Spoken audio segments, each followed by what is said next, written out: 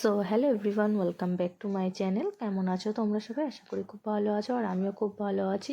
তো আজকে আমি তোমাদের সঙ্গে নতুন একটা ভিডিও শেয়ার করব। তো চলো শুরু করা যাক আজকের ভিডিও।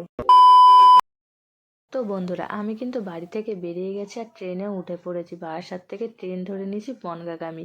তো আমি কিন্তু যাচ্ছি আজকে বনগাঁ, আর সেখানে কিন্তু শুরু হয়ে গেছে 7 ভাই কালীতলার মেলা। আর আর দেখতেই পাচ্ছ যে কত ভিড়। আমি কিন্তু পৌঁছে গেছি মেলাতে। হ্যাঁ, এই 7 ভাই কালীতলা কেন এত বিখ্যাত, আর কেন এত মানুষের ভিড়, আর কেনই বা ভক্তরা ছুটে আসে এই মন্দিরে, তার ডিটেলস কিন্তু তোমাদের সঙ্গে শেয়ার করব এই ভিডিওতে। তো চলো দেখতে থাকো ভিডিওটা। আশা করি তোমাদের খুব ভালো লাগতে পারে, একদমই স্কিপ করো না। তো বন্ধুরা, উত্তর 24 পরগনা জেলার বনগাঁতে ইছামতি নদীর তীরে অবস্থিত এই মন্দির।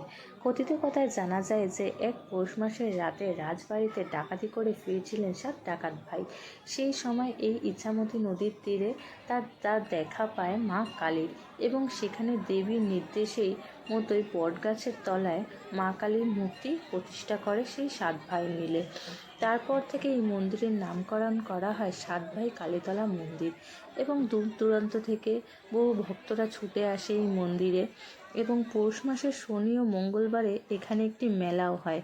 যে মেলা হয় কিন্তু এখানে খুব জাঁকজমকভাবে, দেখতেই পারছো। আমরা কিন্তু এখন চলে এসেছি মন্দিরের সামনে, আর এই ছিল 7 ভাই কালীতলা মন্দিরের ছোট্ট একটা ইতিহাস। তো তোমাদেরকে কিন্তু দেখিয়ে দিলাম, এখানকার মায়ের দর্শন করিয়ে দিলাম। তো চলো এবার কিন্তু আমরা দেখব যে এখানে যে মেলাটা হয় সেটা একটু ঘুরবো, আর আমরা চলে যাবো একটু ইছামতি নদীর পাড়েও। তো তারপরে কিন্তু আমরা চলে এসেছি এখানে ইছামতি নদীর তীরে।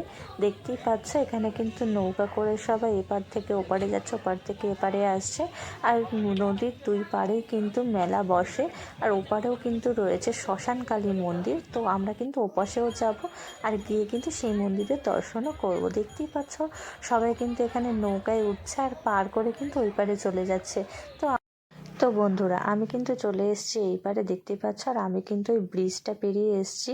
হ্যাঁ, ওটা কিন্তু একটা রেলওয়ে ব্রিজ, আর ওটা পেরিয়ে কিন্তু আমি এপাশে এসেছি। দেখতেই পাচ্ছ কত মানুষ সেই পাশ ওপাশ যাওয়া আসা করছে, আর অনেকেই কিন্তু মনোরঞ্জনের জন্য কিন্তু নৌকা করে আসছে, যেগুলো দেখতে কিন্তু বেশ লাগছিল। আমার তো খুবই ভালো লাগছিল।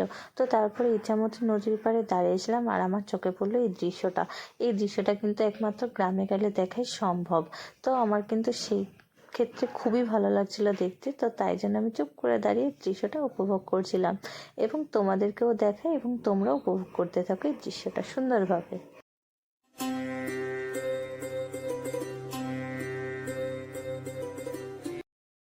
তো বন্ধুরা, নিচে দাঁড়িয়ে দাঁড়িয়ে কিন্তু এই বীজটার ভিউটা দেখতে কিন্তু খুবই সুন্দর লাগছিল আমার। তো তারপরে কিন্তু আমি রেলওয়ে ব্রিজটা ধরে কিন্তু চলে আসলাম মেলায়, আর আমি এখন চলে এসেছি মেলায়। তো চলো এখন আমি মেলাটা ঘুরবো। আর এই সেই জাগ্রত মেলা, 7 ভাই কালীতলার মেলা, যার জন্য কিন্তু দূর দূরান্ত থেকে মানুষরা ছুটে আসে যেমন পুজো দিতে, তেমনই মেলাও ঘুরতে। তো চলো দেখতে থাকো, মেলাটা তোমাদের একটু ঘুরিয়ে দেখাই।